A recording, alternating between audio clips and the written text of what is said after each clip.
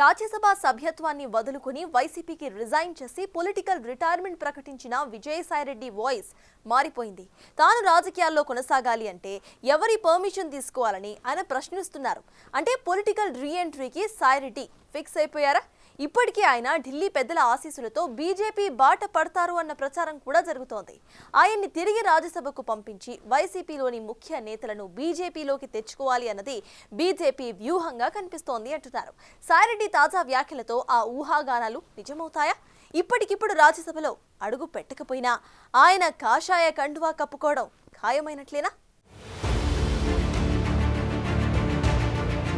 YCP ప్రారంభం నుండి పార్టీలో నెంబర్ 2గా వ్యవహరించిన విజయసాయిరెడ్డి 2019లో వైసీపీ అధికారంలోకి వచ్చిన తర్వాత పార్టీలోనే కాకుండా ప్రభుత్వంలో కూడా కొంతకాలం కీలకంగా వ్యవహరించారు.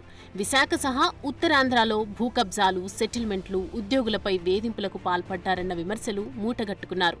ప్రభుత్వానికి సంబంధించి ఉత్తరాంధ్రలో ఏ పని కావాలన్నా సీఎం జగన్ను ఎమ్మెల్యేలు కలవాలన్నా, నియోజకవర్గ సమస్యలను జగన్తో చెప్పాలన్నా కూడా విజయసాయిరెడ్డి అనుమతి ఉండాల్సిందే అన్నట్లు నడిచింది వ్యవహారం. వాస్తవానికి వైసీపీ అధికారంలోకి వచ్చిన కొంతకాలానికే విజయసాయిరెడ్డికి జగన్ ప్రాధాన్యత తగ్గిస్తూ వచ్చారు. ఉత్తరాంధ్ర బాధ్యతల నుంచి తప్పించారు. పార్లమెంటరీ పార్టీ నేతగా ఉన్న ఆయన్ని తప్పించి వైవి సుబ్బారెడ్డికి ఆ బాధ్యతలు అప్పగించారు. సాయిరెడ్డి స్థానంలో సజ్జల రామకృష్ణారెడ్డి నెంబర్ 2గా ఫోకస్ అయ్యారు. ఇలాంటి పరిస్థితుల్లో వైసీపీ ఓటమి తర్వాత ఉత్తరాంధ్ర పార్టీ బాధ్యతలు నిర్వర్తించడానికి ఇష్టపడని విజయసాయి అటు రాజ్యసభ సభ్యత్వానికి, ఇటు వైసీపీకి రాజీనామా చేసి పొలిటికల్ రిటైర్మెంట్ ప్రకటించారు. తాజాగా లిక్కర్ స్కామ్ కేసులో విచారణకు హాజరవుతున్న విజయసాయి డైరెక్టుగా జగన్ సన్నిహితుడు రాజా కసిరెడ్డిపై ఆరోపణలు గుప్పిస్తూ వైసీపీని టార్గెట్ చేస్తున్నారు. ఈ క్రమంలోనే వైసీపీలో తన నెంబర్ 2 పాత్రపై విచిత్రంగా స్పందించారు. మీరు అనుకునే 2వ స్థానం నుంచి స్లోగా తగ్గించుకుంటా నాకు ఇచ్చిన పదవులన్నింటినీ కట్ చేసుకుంటా వచ్చి నన్ను 2000 స్థానంలో నిలబెట్టింది. చాలా అవమానాలు పాలయ్యా. ఈ కోటరి మరొక్కసారి చెప్తా ఉన్నా, ఈ అవమాన భారం తాళలేక, ఈ కోటరి యొక్క వేధింపులు తాళలేక, నాకు అప్పట్లో నా నాయకుడైనటువంటి జగన్మోహన్ రెడ్డి గారి మనసులో స్థానం లేదని గ్రహించి వేదన చెంది నేను పార్టీ వీడడం జరిగిందే తప్ప వేరే ఏ కారణం కాదు.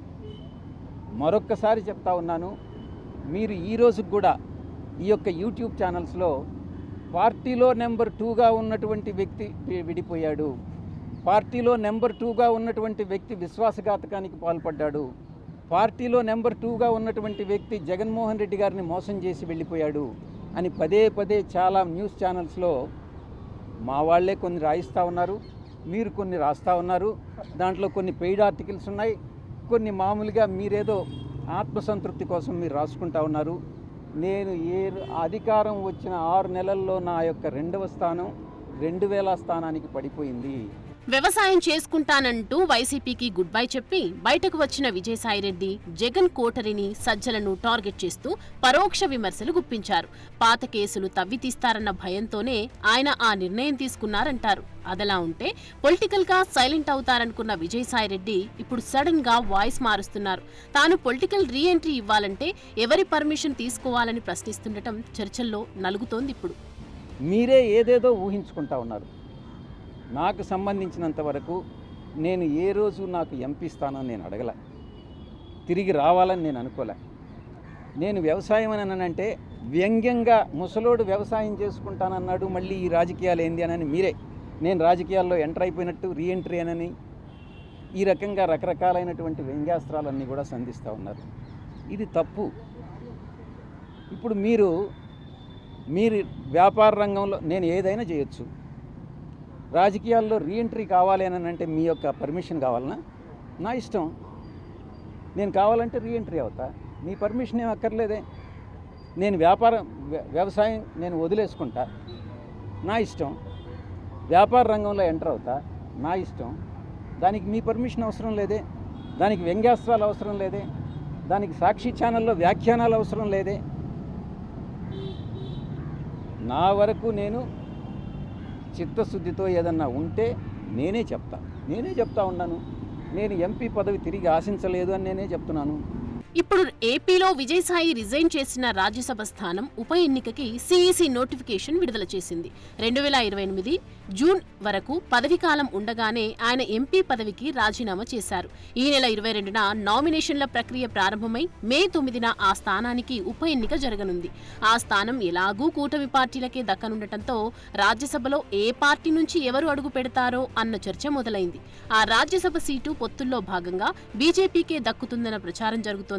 విజయసాయిరెడ్డి ఢిల్లీ బీజేపీ పెద్దల ఆదేశాల మేరకే రాజీనామా నిర్ణయం తీసుకున్నారంట. ఆ టైంలో తిరిగి ఆయన్ని రాజ్యసభకు పంపిస్తామన్న హామీ కూడా బీజేపీ పెద్దలు ఇచ్చారన్న టాక్ అయితే వినిపిస్తోంది. ఆ క్రమంలో ఇటీవల కాలంలో ఆయన మళ్లీ రాజకీయ ప్రకటనలు చేస్తున్నారు. ఆయన బీజేపీలో చేరతారని, మళ్లీ రాజ్యసభకు ఎన్నికవుతారని ప్రచారం సాగుతోంది. ఆయన ఆంధ్రప్రదేశ్ నుంచి బీజేపీ కోటాలో రాజ్యసభకు వెళతారని ప్రచారం సాగుతోంది. అయితే దానిపై ఇంతవరకు క్లారిటీ రావటం లేదు. కానీ వాస్తవానికి 3 నెలల క్రితమే విజయసాయిరెడ్డి కాషాయ కండువా కప్పుకుంటారేమోనన్న ప్రచారం జరిగింది. కానీ అప్పట్లో చంద్రబాబు అంగీకరించకపోవడంతో అది వాయిదా పడిందట. అయితే ఈసారి ఏం జరుగుతుందో అన్న టెన్షన్ తెలుగు తమ్ముళ్లలో కనిపిస్తోంది.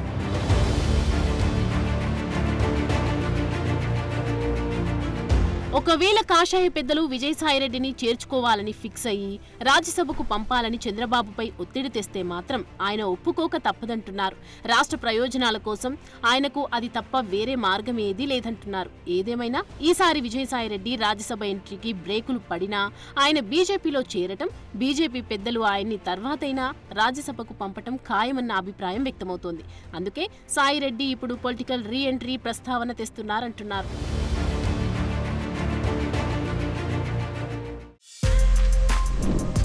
For more videos like this, subscribe Big TV channel.